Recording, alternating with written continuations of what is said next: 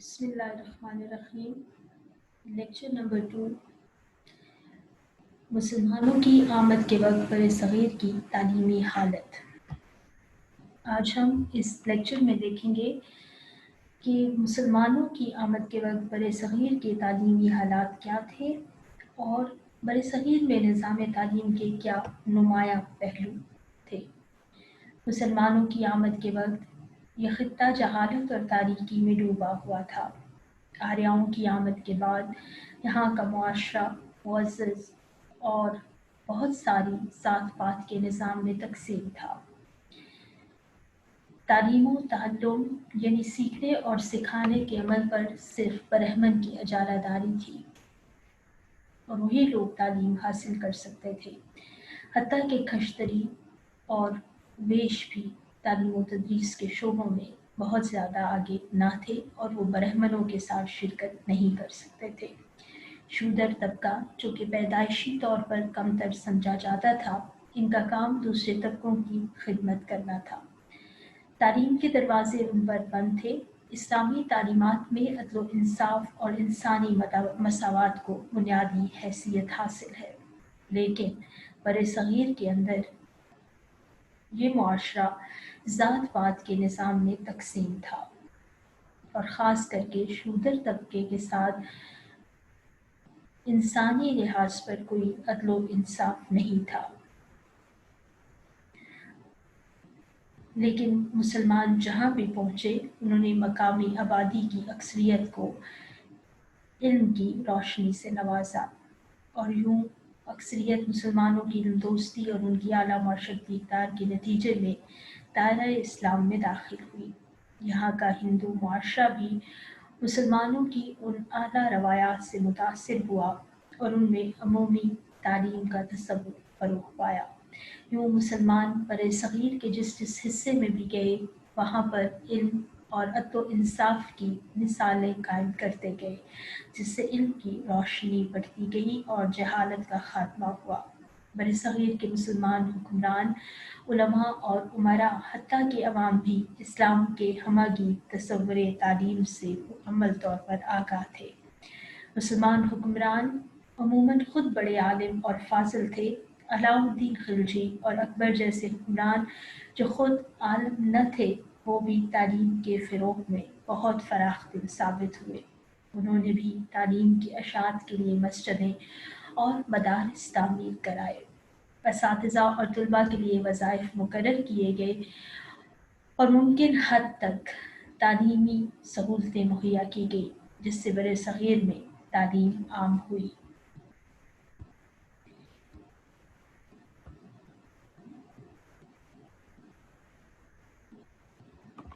مسلمانوں کے ہاں جاہل اور ان پڑھ ہونا بہت بری بات ہے، کیونکہ دین اسلام علم کی روشنی کو پھیلانے کا متقاضی ہے، اور اس کے ساتھ علم کی روشنی کے بعد ہی وہ واحد چیز ہے جس سے رضائے الہی کا حصول ممکن ہے اور اللہ کی ذات اور اس کی معرفت کو حاصل کیا جا سکتا ہے۔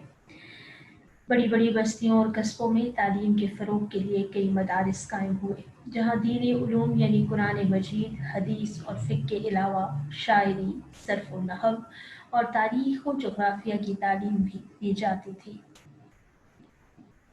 مسلمانوں کی یہ علم پرستی اور اس کا سلسلہ انگریزوں کے اقتدار پہ قابض ہونے تک جاری و ساری رہا۔ انگریزوں نے ہندوستان پر قبضے کے بعد مسلمانوں کے نظام تعلیم کو بہت نقصان پہنچایا۔ ذیل میں اگر ہم یہ دیکھتے ہیں کہ تعلیم کے کون سے نمایاں پہلو ہیں، تو ان میں ہمارے سامنے یہ بات آتی ہے کہ مقاصد تعلیم، نصاب تعلیم، حکمت تدریس، نظم و نسق اور امتحانات وہ اہم شعبے ہیں جن پر بر صغیر میں مسلمانوں کے دور حکومت میں خاص توجہ کی گئی۔ مقاصد تعلیم کو نظام تعلیم میں بنیادی حیثیت حاصل ہے اور اسلام کی نظر میں تعلیم و تعلم کا اصل مقصد رضائے الہی اور اخلاق حسنہ کی تکمیل ہے، اور علم ہی وہ روشنی ہے جس سے جہالت کے اندھیروں کو دور کیا جا سکتا ہے۔ بر صغیر کے مسلمان حکمرانوں اور علماء کرام کی اشاعت تعلیم میں دلچسپی کا جائزہ لیتے ہوئے ہم ایک طرف ہمایوں جیسے بادشاہ اور فتح اللہ شیرازی جیسے وزیر کو تعلیم و تدریس میں مشغول پاتے ہیں، تو دوسری طرف ہزاروں علماء و مشائخ کو اپنے دوسرے مشاغل کے ساتھ ساتھ اس فرض کی ادائیگی کرتے ہوئے بھی دیکھتے ہیں۔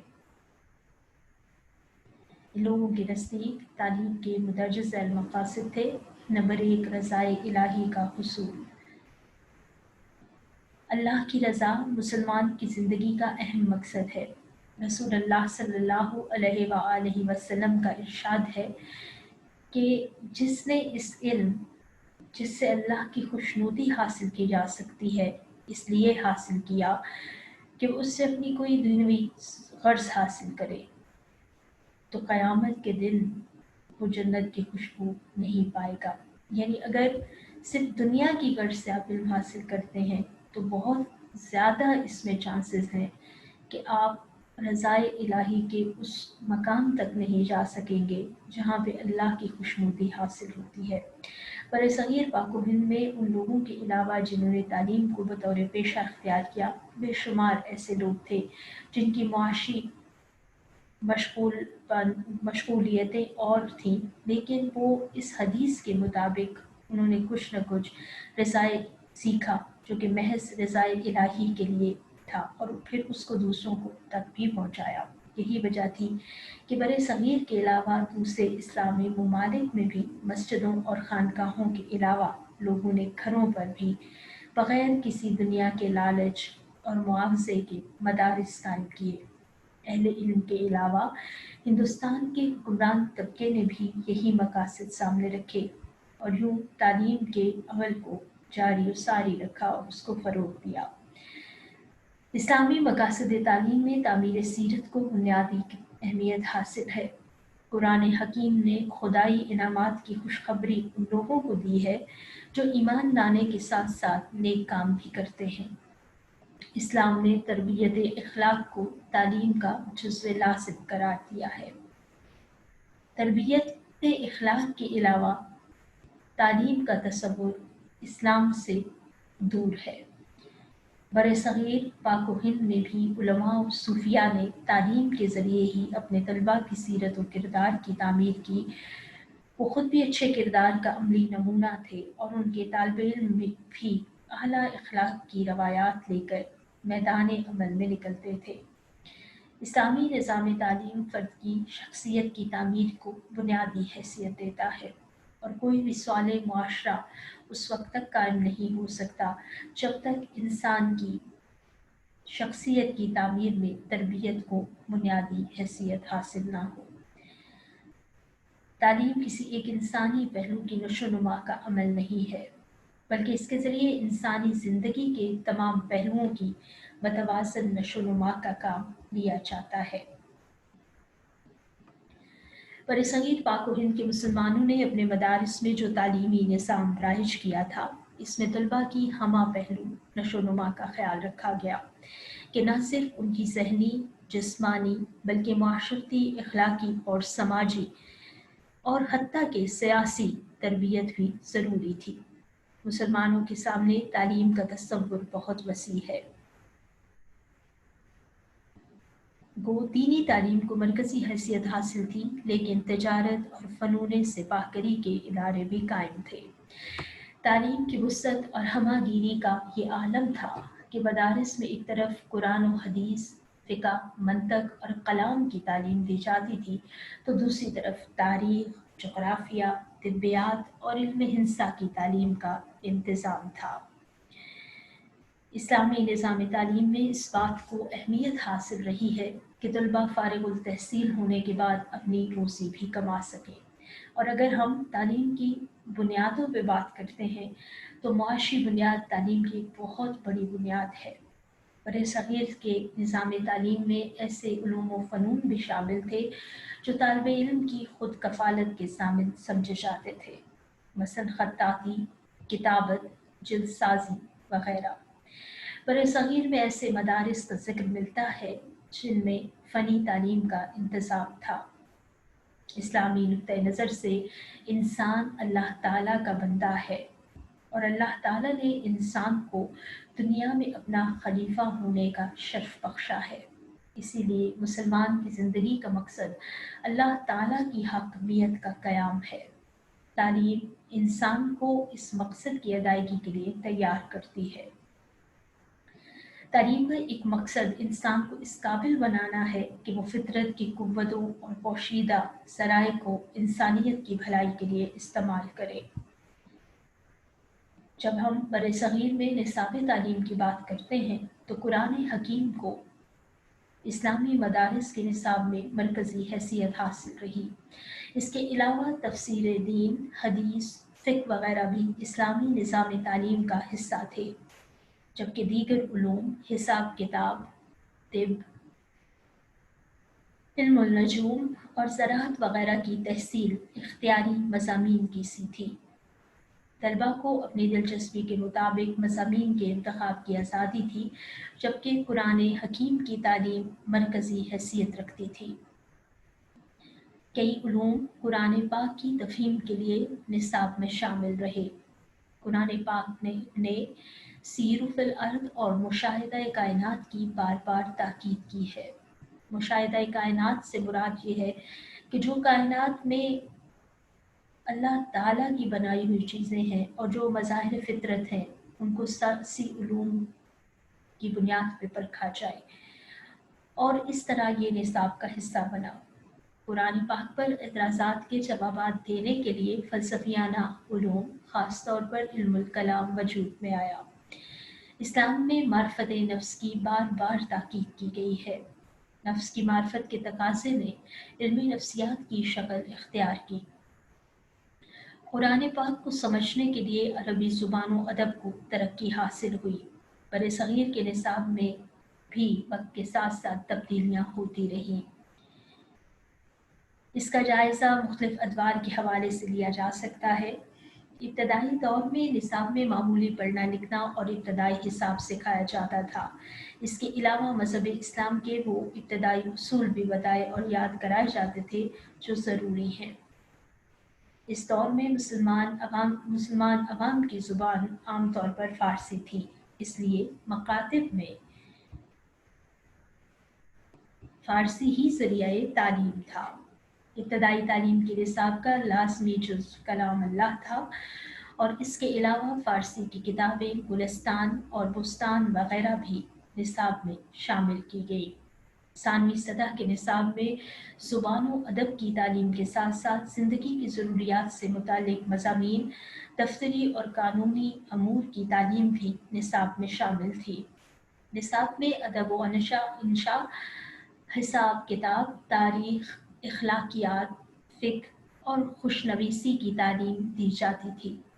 सानवी सतह पर फ़ारसी ज़ुबान ज़रिया तालीम थी, लेकिन अरबी ज़ुबान व अदब की तालीम भी दी जाती थी, ताकि जो तालिब इल्म आला तालीम हासिल करना चाहें उन्हें कोई दिक्कत ना हो।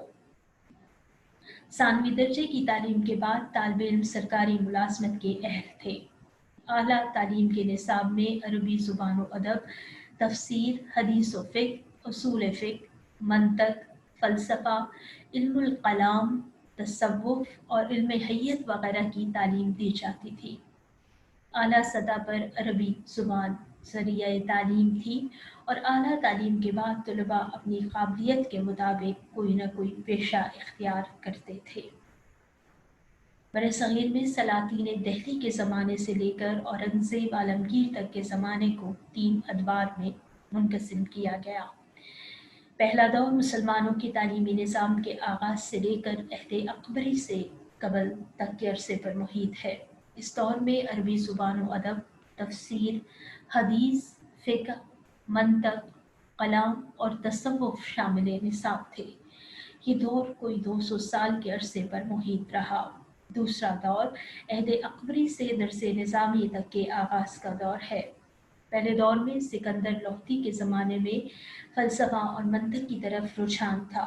दूसरे दौर में इससे मज़ीद तरक्की हुई और अहद अकबरी मज़हबी आज़ादी का दौर था। इस दौर में फ़तेहुल्लाह शिराज़ी अकबरी दरबार से वाबस्ता हुए और उन्होंने उनके इल्म की बिना पर अज़दुल मुल्क का खिताब दिया गया। तीसरा दौर औरंगज़ेब आलमगीर के दौर में मुल्ला निज़ामुद्दीन सिहालवी ने दौरे अकबरी के निसाब में तरामीम और इजाफे करके एक नया निसाब तरतीब दिया जिसे दरसे निज़ामी कहा जाता है। इस दौर में मनकुलात की बजाय माकुलात की तरफ रुझान हुआ, ऐसे उलूम के जो इंसान में सोच विचार और अक्ल की सलाहियतों को फ़रोग़ देते हैं। मुला निज़ामुद्दीन ने निसाब में मज़ीद किताबों का इजाफ़ा किया। निसाब में किताबों का ये इजाफ़ा भी उसी उसूल पर किया गया कि जिससे माकुलात की तरफ ज़्यादा ध्यान दिया जाए। सानवी और आला दर्जात में कुछ तदरीसी तरीके थे जो बरे-सग़ीर में राइज थे। इनमें पहला तरीका तकरीरी तरीका तदरीस है। तरीका तदरीस से मुराद वो तरीके हैं जिनके ज़रिए हम अपने तालिब-इल्मों तक वो इल्म, वो इन्फॉर्मेशन डिलीवर करते हैं। तकरीरी तरीका बहुत कदीम या लेक्चर मेथड बहुत कदीम तरीका है और हिंदुस्तान के तकरीबन तमाम मदारिस में सानवी और आला तालीम के लिए ये तरीका राइज था। असातिज़ा मज़मून के बारे में तलबा को लेक्चर देते और तलबा अहम नुकात समझ लिख लेते। उस्ताद दर्स के हल्के में किसी ऊंचे मकाम या मसनद पर बैठता और दर्स के बाद तलबा के सवालात के जवाबात, मुश्किल और पेचीदा बातों को दोबारा समझ लेने जवाब देता ताकि तालिब-इल्मों को समझने में कोई खलिश बाकी न रहे। मुअल्लिम भी अपनी तदरीस का जायज़ा लेने के लिए पढ़ाए गए मवाद से सवालात पूछते थे। आज भी हमारे बहुत सारे मदारिस में लेक्चर मेथड इस्तेमाल होता है। टेक्स्ट बुक मेथड या दरसी कुतुब का तरीका या दरसी किताब का तरीका, इस तरीके में असातिज़ा किताब की क़िराअत करते और तलबा उन्हें गौर से सुनते थे। बाज़ औक़ात तलबा क़िराअत करते और उस्ताद गलतियाँ दुरुस्त करते जाते और इबारत के मुश्किल मकामात की तशरीह भी करते जाते थे। दौरान क़िराअत अपने शकूक शुबहात को दूर करने के लिए असातिज़ा से सवालात भी किए जाते। चूँकि तलबा पढ़ाए जाने वाले सबक का बाकायदा मुताला करके आते थे, इसलिए उनके सवालात बहुत जामे और मौज़ू के मुताबिक होते थे। गहरे मुताले का तरीका, इस तरीके में उस्ताद के सबक पढ़ाने से पहले तालिब-इल्म सबक का खुद मुताला करते थे। इसका तरीका ये था कि इबारत और तर्जुमे की जानिब तवज्जो की जाती। सबक में जो नए अल्फाज आते उन्हें लुग़त की मदद से उनके मानी देखे जाते और मतलब समझने की कोशिश की जाती। अगर एक दफ़ा मुताले से मसला हल ना होता तो दूसरी और तीसरी बार भी यही कोशिश की जाती और सिर्फ वही मसाइल असातिज़ा के सामने पेश किए जाते जिनका कोशिश के बावजूद कोई हल नहीं था। बहस मुबाहिसा या डिस्कशन मेथड, जो आज भी हमारे बहुत सारे क्लासरूम्स में इस्तेमाल होता है। दौरान तदरीस सवालात और जवाबात एक लाज़मी और ज़रूरी चीज़ है। मुसलमानों के निज़ाम तालीम में बहस मुबाहिसा के तरीके को हमेशा मरकज़ी हैसियत हासिल रही है। इस तरीके में मुअल्लिम पढ़ाने के लिए पूरी तरह तैयार होकर आता और दूसरी तरफ तलबा भी महज खामोश सामे नहीं होते और वो खामोशी से सिर्फ सुनते नहीं थे बल्कि अपनी पूरी पार्टिसिपेशन करते थे। बाज़ औक़ात सवालात और जवाबात का ये सिलसिला मुबाहिसे की शक्ल इख्तियार कर जाता था और इस तरह बहस मुबाहिसे का मेयार बहुत बुलंद होता और यूँ तालिब-इल्म आसानी से अपनी चीज़ें सीख लेते। मॉनिटोरियल सिस्टम, हिंदुस्तान में मुसलमानों के निज़ाम तालीम में मॉनिटोरियल सिस्टम भी राइज था। इस सिस्टम के तहत आला दर्जे के तलबा या अगली क्लास के तालिब-इल्म जो होते थे वो अपनी ज़बान-ए तालिब-इल्मी में पढ़ी हुई किताबें छोटी जमात के तलबा को पढ़ाते और यूँ नज़्म व नस्र की ज़िम्मेदारी उन पे आयद होती। मॉनिटोरियल सिस्टम बाज़ औक़ात उस्ताद की तदरीस के साथ साथ एक ही तालिब-इल्म आवाज़ बुलंद सबक को दोहराता था। मौलाना शिबली रहमतुल्लाह अलैह इस बारे में लिखते हैं कि इस ज़माने में नामवर उलमा के यहाँ दस्तूर था कि जब वो दर्स दे चुकते तो शागिर्दों में से जो सबसे ज़्यादा लायक होता वो बाकी तालिब-इल्मों को दोबारा दर्स देता था और उस्ताद के पढ़ाए हुए मज़ामीन को अच्छी तरह ज़हन नशीन करता था। ये मनसब जिस तालिब-इल्म को हासिल होता उसे मुअय्यद कहते थे। बरसग़ीर पाक व हिंद में मुसलमानों के दौर में जायज़े या इवैल्यूएशन का निज़ाम इस कदर तरक्की याफ्ता न था जो आज के दौर में पाया जाता है, लेकिन असातिज़ा तालीमी मकासद के पेश नज़र अपने शागिर्दों की तालीमी कारकर्दगी का जायज़ा लेकर उन्हें अगले दर्जों में तरक्की देते। एक दर्जा पास करने के लिए कोई ख़ास मुद्दत मख़सूस नहीं थी। मुअल्लिम हफ्ते में एक दिन आमोख्ता सुनने के लिए मुकर्रर करते, यानी जो सबक उन्होंने याद किया होता था उसके बारे में सवालात जवाबात और उसमें हाफ़ज़े को चेक किया जाता था। इस तरह ये मालूम हो जाता था कि बच्चों ने किस कदर सबक को याद रखा है। आला तालीम में तदरीसी सवालात जवाबात, बहस मुबाहिसा और मुज़ाकरे व मनाज़रे भी जायज़े के मकासद को पूरा करते थे। आजकल की तदरीस में भी जैसे समेटिव और फॉर्मेटिव इवैल्यूएशन या जायज़े दरमियान में भी जो असाइनमेंट प्रेजेंटेशंस और डिस्कशंस के फॉर्म में होते हैं, उस वक्त भी इन चीज़ों का कहीं न कहीं तसव्वुर मौजूद था। इस ज़माने में इम्तहानात का वो डरावना और तबाहकुन तसव्वुर नहीं था जो आजकल के तरीक़ा इम्तहानात से वाबस्ता है। सलातीन दहली और मुग़लिया अहद में सालाना इम्तहानात का तरीका राइज न था, लेकिन तलबा की तालीमी तरक्की की पैमाइश बाकायदा होती रहती थी। जायज़े के अलावा हमें बरसग़ीर की तालीमी तारीख़ में रस्मी इम्तहानात का ज़िक्र भी मिलता है। वालिय बीजापुर मोहम्मद आदिल शाह ने सालाना इम्तहानात का तरीका राइज किया। ये इम्तहानात ज़िलहज के महीने में होते और अच्छी कारकर्दगी पर तलबा को इनामात दिए जाते। बरसग़ीर पाक व हिंद में मुसलमानों के अहद में बाकायदा जायज़े का तरीका न होने के बावजूद सरकारी मुलाज़मतों और दरबारी मनासिब हासिल करने के लिए मुकाबले की फ़िज़ा मौजूद थी।